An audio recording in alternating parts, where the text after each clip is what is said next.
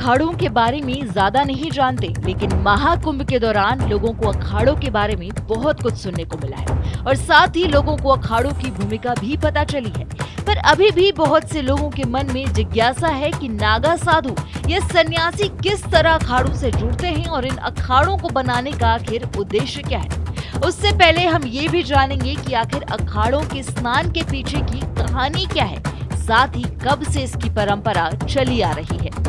महाकुंभ जब शुरू हुआ तो लोगों को ये पता चला कि महाकुंभ में सबसे पहले शाही स्नान का मौका अखाड़ों को दिया जाएगा। लेकिन ये अखाड़े कहां से आए, इनकी क्या भूमिका है, इसका क्या उद्देश्य होता है या साधु सन्यासी से क्यों जुड़े होते हैं, इसके बारे में अभी भी कई लोगों के मन में सवाल आते होंगे। तो चलिए समझते हैं अखाड़े का रहस्य और इससे जुड़े आध्यात्मिक महत्व।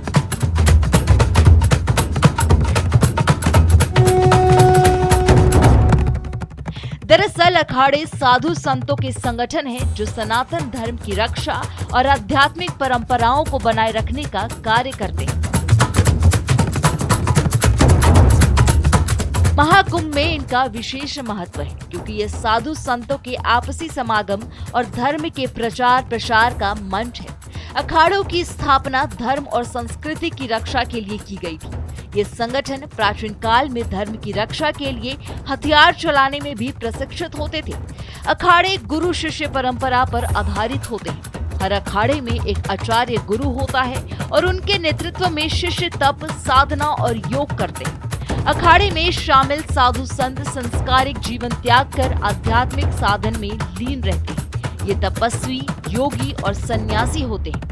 आपको बता दें कि नागा साधुओं के लिए अमृत स्नान का काफी महत्व है। आज प्रातःकाल से साधु संत संगम तट की ओर बढ़ रहे हैं। नागा साधुओं के साथ बड़ी संख्या में उनके भक्त भी प्रयागराज के इस मेले में पहुंचे हैं। लेकिन भक्त भी नागा साधु के स्नान के बाद ही संगम में डुबकी लगाते हैं। कहा जाता है कि नागा साधु और आमजन के लिए अमृत स्नान का अलग अलग महत्व है। 13 जनवरी को पहला अमृत स्नान हुआ था। इसके बाद दूसरा अमृत स्नान 29 जनवरी, अब बसंत पंचमी के दिन आखिरी और तीसरा अमृत स्नान होगा। अब हम बात करेंगे आखिर अमृत स्नान का महत्व क्या है। आम लोग अमृत स्नान करके शुद्ध होते हैं, वहीं नागा आत्मिक शुद्धिकरण के बाद अमृत स्नान करते हैं। अमृत स्नान करने से नागा साधुओं को चेतना और ज्ञान की प्राप्ति होती है। वहीं नागा साधुओं को अमृत स्नान के दौरान दीक्षा भी दी जाती है। अमृत स्नान करके ज्ञान और वैराग्य पर चर्चा साधु करते हैं। अमृत स्नान पर नागा साधु के लिए बेहद अहम माना जाता है।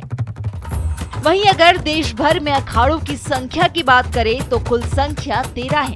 आपको बता दें कि ये सभी अखाड़े उदासीन शैव और वैष्णव पंथ के सन्यासियों के हैं, जो कि 7 अखाड़ों का संबंध शैव सन्यासी संप्रदाय से है और 3 अखाड़े बैरागी वैष्णव संप्रदाय के हैं। इसके अलावा उदासीन संप्रदाय के 3 अखाड़े हैं। अब आइए जानते हैं कब कब है शाही स्नान।